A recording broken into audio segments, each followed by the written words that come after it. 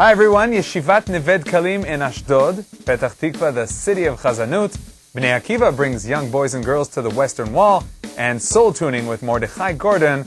You're watching Israeli Salad. Let's get the show on the road.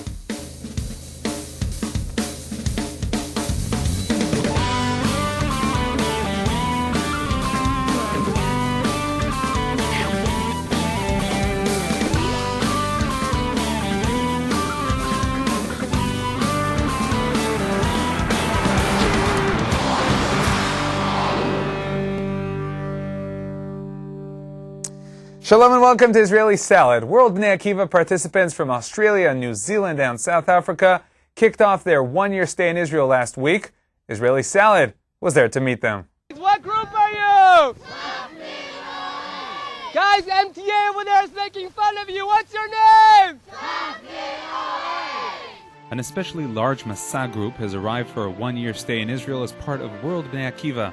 The participants are high school graduates from Australia, New Zealand, and South Africa, and they will be spending the upcoming year in Israel on World Bnei Akiva's Hachshara program. This group is called Tafnit. The reason is that it's a turning point. These kids come to Israel, most of them not from religious homes. They haven't necessarily gone to Hebrew day schools growing up. And coming here, they go through experiences together. They learn about Judaism, about Israel. They actually live like Israelis. They go to development towns. They go to Magen David Adom to volunteer doing first aid. They volunteer in the army. They learn about Judaism in yeshivot and in midrashot. And they're here for a year of preparing themselves for Aliyah. All of Bnei Akiva's programs are targeted to Aliyah. And a very big percentage of our kids, of our chanichim, at the end of the day make Aliyah. I was in fact on Tafnit 4 years ago, and it was an unbelievable experience for me. I decided 10 months ago, because I went back to South Africa, I decided 10 months ago that it's time to come back to Israel to make Aliyah. So here I am, living the dream and following it, teaching my kids, that they could do the same thing and that it's great, it's a place to be. This program is very important to me because 23 years ago I actually came myself as a young teenager after finishing high school to Israel for the year on this year program called MTA, and I stayed on and I've been in Israel ever since. Baruch Hashem, 23 years. Hi, I'm Samantha. I'm from Australia, from Melbourne.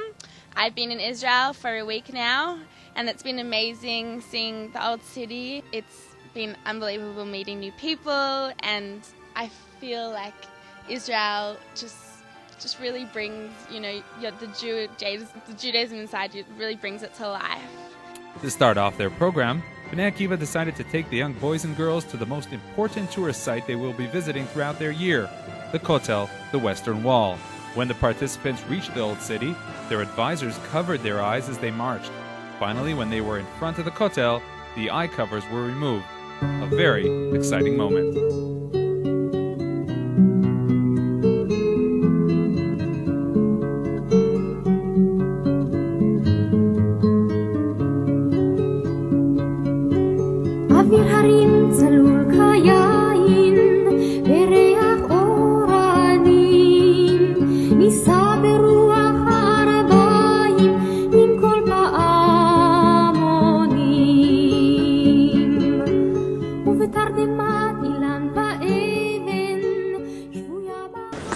We're standing here obviously in the center of the Jewish world, close to where the Beit HaMikdash is going to be rebuilt, please God, very soon, and close to the Kotel, marking a very, very special moment, the official opening of MTA. We're very excited. It's the first week, the end of the first week of MTA, of being in Israel, the first few days of MTA. Very exciting. Shabbos was amazing. We're going to Gush on Monday. I'm going to Gush, so it's going to be amazing. Amazing guys, and I'm looking forward to a great year. It feels very exciting. In front of the Kotel here, starting MTA tomorrow after Gush. Exciting times. I feel filled with pride. What kind of pride? Bnei Akiva pride. Yeah, that's our pride. We're standing here at the Kotel, and we just had our opening mifkad for the year, and we just received lovely Bnei Akiva chutzot and Sidurim. So I just feel that it's an unbelievable experience that I'm about to embark on.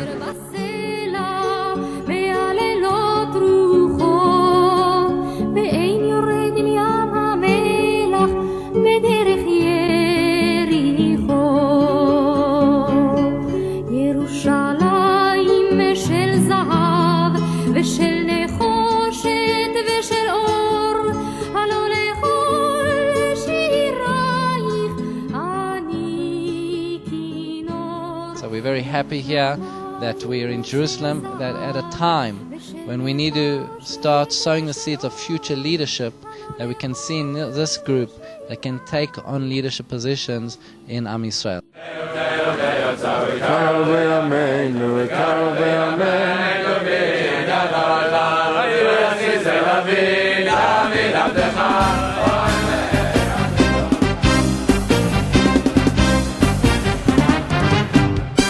באו העולים בארץ אשור והנידחים בארץ מצרים ובאו העולים בארץ אשור והנידחים בארץ מצרים והשתחוו להשם מעל הקודש והשתחוו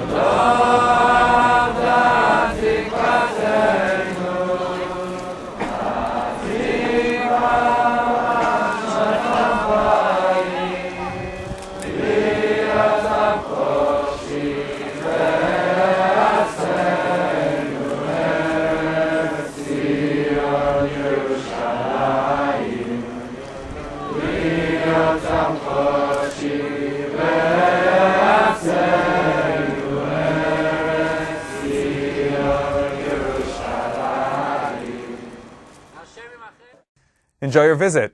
Here on Israeli Salad, we have joined the Gush Katif evacuees in the good times and the bad times. Now let's see how the Gush Katif Torah that blossomed in the Yeshiva of Neved Kalim continues to spread out today in the southern city of Ashdod. We would all, of course, rather be in Gush Katif, but since it has been decreed upon us not to be there, we are doing whatever we can to grow and flourish. More than 2 years after the Hesder Yeshiva of Neved Kalim was uprooted, it arrived at its temporary location in the southern city of Ashdod, adjacent to where the permanent building is to be built. Immediately after the expulsion, the rabbis and students joined the Kotel Yeshiva in Jerusalem for a few days, and shortly afterwards, the yeshiva moved to Kfar Maimon, and to stay there for a few months only. וזה הפך להיות שנתיים פלוס. It ended up more than 2 years. And yesterday, we finally arrived here. We hope to build a glorious permanent structure here, and most important, spread Torah. לעשות פה להרים את התורה פה.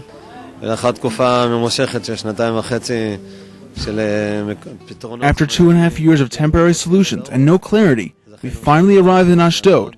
This is where we will build our future.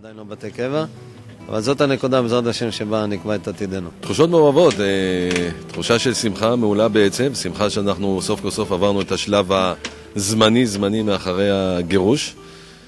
There are mixed feelings, happiness with much sadness. Happiness that we are finally through the temporary period, with much sadness because we are here due to a terrible expulsion that occurred in Gush Katif. גירוש נורא והיום שהתרחש בגוש קטיף לפני 2.5. אתמול שיצאנו מכפר מימון, נותנו את הספר. Yesterday, when we left Kfar Maimon with the Torah scrolls, it felt better than when we took out the Torah scrolls during the expulsion, without knowing where we were taking them. This time we took them out of Kfar Maimon in order to bring them here. בדרך מכפר מימון לפה, לאשדוד, עצרנו בכיסופים, אמרנו... On the way from Kfar Maimon, we stopped at what used to be the Gush Katif Kisufim, the checkpoint. We recited Tehillim, Psalms, prayed, sung, and danced with the Torah scrolls.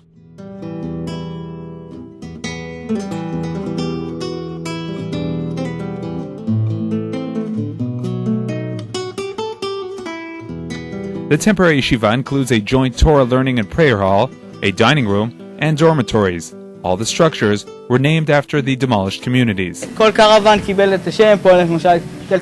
Every caravan got a name. For example, here, Tel Katifa. The Beit Midrash is Neved Kalim, because that's where the Beit Midrash once stood.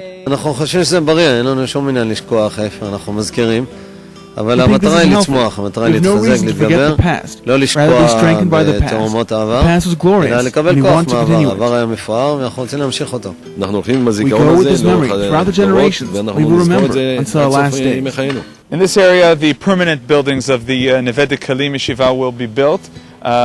Everyone remembers the very famous building in the shape of the Star of David, the Magen David, that was in Neved Kalim. This is a structure that could be seen from far away in Gush Katif. This building was destroyed by the Arabs a few days right after the expulsion.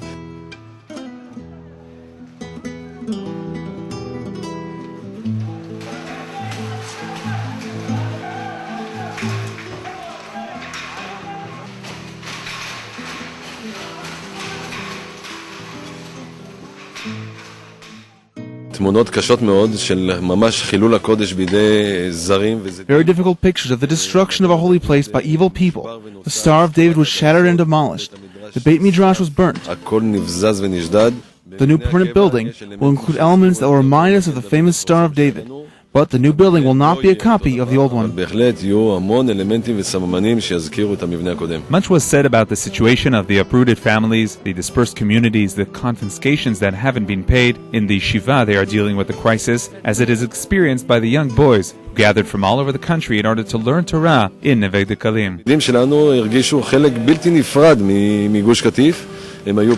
Our students felt as an inseparable part of Gush Katif. They were very active in the hothouse and learning with local residents. And they are a part of Gush Katif. More than 100 of our graduates lived in Gush Katif.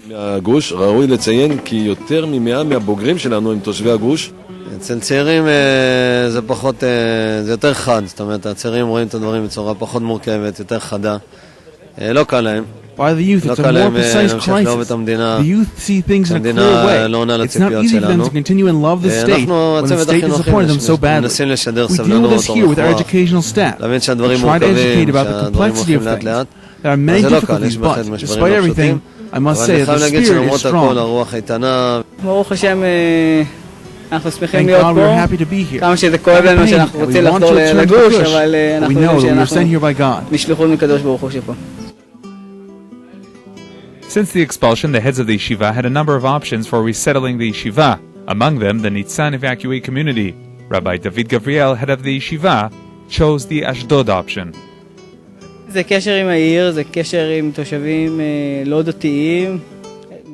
It's a connection to the city, a connection to non-observant and traditional residents. We know that many people will come, even out of curiosity, to see what this new yeshiva is all about. We look forward to lots of cooperation with the locals. One of our understandings following the expulsion was that not the entire nation understands the importance of the land and the Torah, and we came here to spread as much Torah as we can. Jewish cantorship Chazanut is heard throughout the world, in synagogues, concert halls, and many homes. Turns out that the city from which we broadcast, the city of Petach Tikva, is slowly becoming one of the centers of Chazanut. We met a local choir.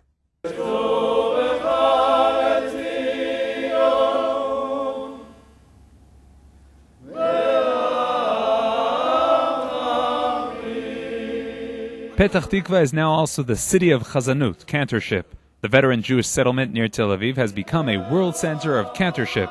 Cantorship Shabbats are held every week, and recently, a new cantorship institute was established. In the year 2000 alone, in the city of Petach Tikva, which is considered the world capital of cantorship, we've had 17 cantorship Shabbats, Sabbaths, with choirs featuring guest cantors, beside the regular cantors like Cantor Reuben in Petach Tikva's large synagogue. There's an existential need for a cantor's choir in Petach Tikva. We visited the rehearsals for the new choir, Ni'imot Yitenu.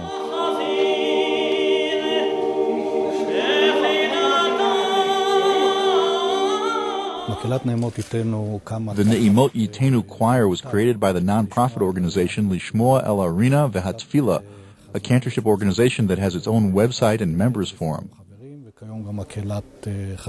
הטנורים הראשונים צריכים לשיר יחד איתו לציון,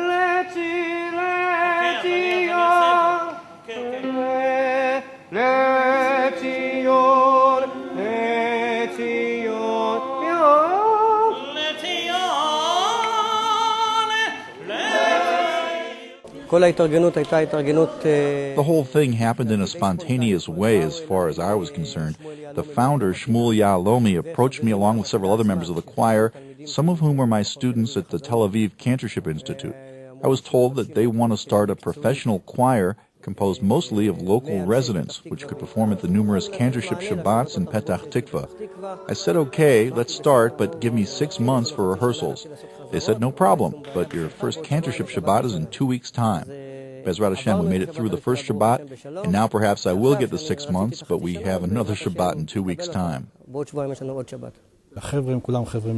The guys are all professionals who read notes, studied sight singing, and can work with adaptations written for the choir. Most of them studied cantorship at cantorship academies, some at Naftali Hirschtick's Tel Aviv Institute, others at the New Institute in Petach Tikva, and others are in the Yuval choir. The choir is supposed to be professional on the one hand, and on the other hand, it should be made up of people who pray, to put it delicately.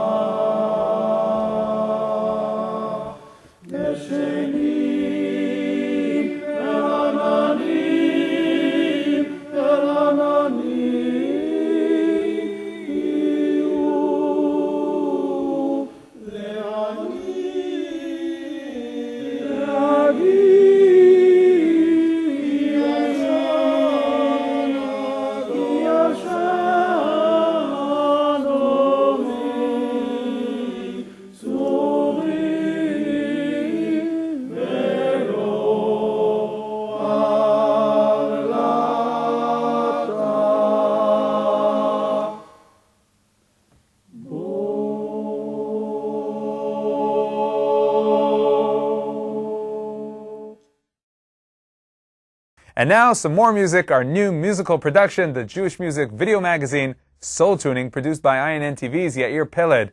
Our second Soul Tuning is with Mordechai Gordon. Enjoy. I'm ready for the first 20 years of my life. It was mostly just piano and keyboards. One day I went into a music shop, Forsyth's as it happens in Manchester, and I didn't have so much money. I wanted to buy something, because, you know, you go into goes into a music shop and he's like, whoa, what can I buy over here? But all I had was whatever it was, £4 or £5 for a little tin whistle. In fact, one that looks just like this. And I started playing Irish music from that. Mordechai Gordon is part of JMN, the Jewish Music Network, which brings together Jewish musicians from throughout the world. Mordechai presents Israeli-Irish music, a tasteful and original combination of Irish and Hasidic music.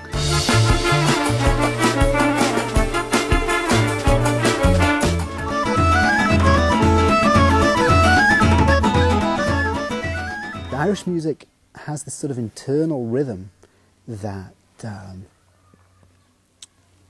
just goes. It doesn't force you to dance. It doesn't need that sort of synthetic rhythm of.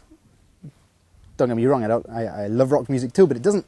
I feel that the rock music has a synthetic rhythm that pushes you to dance. That bass and drums, whereas the Irish music has a sort of very subtle kind of rhythm, which is still energetic and rhythmic, like that.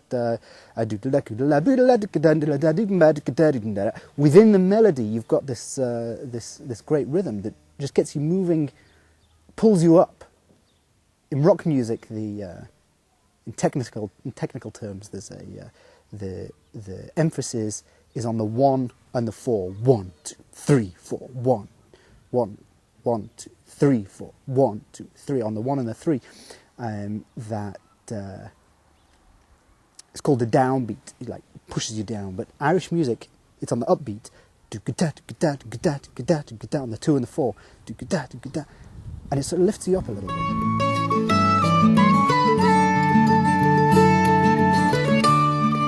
So I call my music Israel-Irish music. Because, you know, like a lot of the people in Israel, the vast majority from the last 2 generations are Olim. They themselves immigrated to Israel, and they're basically bringing their cultures. Everyone basically is bringing their culture to Eretz Israel, and figuring out that culture that I grew up with. How can I blend it with the culture that I see around me? And that's basically what I did. I tried to figure out how I can bring that beauty, that simple internal rhythm of Irish music into Jewish music. And the way that I did it was, I just did it. You just put the Irish rhythm into the traditional Hasidic melodies, and I think it just goes so nicely. Just take Yachad Yachad. So everyone knows Yachad Yachad Yachad Yachad Yachad Yachad. It doesn't really have so much of a rhythm, just like a lot of rock melodies that have their own. The melody has to be the rhythm has to be imposed by the bass and the drums. But what I did is I just sang it like this. That's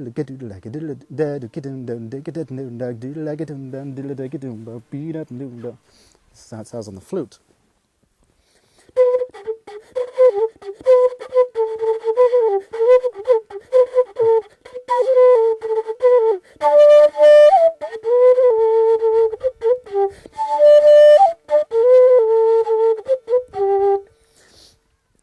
So you just put them together, and what comes out is a reel or a jig. There are different types of Irish music, or ballad, but it's not just that. I was walking down the path over here a couple of months ago, and another melody came to me. I was like, "Whoa, cool!" And then I came home and I was like, "One second, that's Yachad Yachad," but it's just an Irish improvisation over Yachad Yachad. I went into my little studio, and I recorded Yachad Yachad, and then I recorded on top of it this melody that came to me, and it was just like, whoa, this is just like Bach's music, the counterpoint of 2 simultaneous melodies, one on top of the other. Like I said, I love classical music, and the way that they just go together is just fascinating to me. You can choose to tune in your ear to one melody or to the other melody, and it's very cool. The second melody went like this.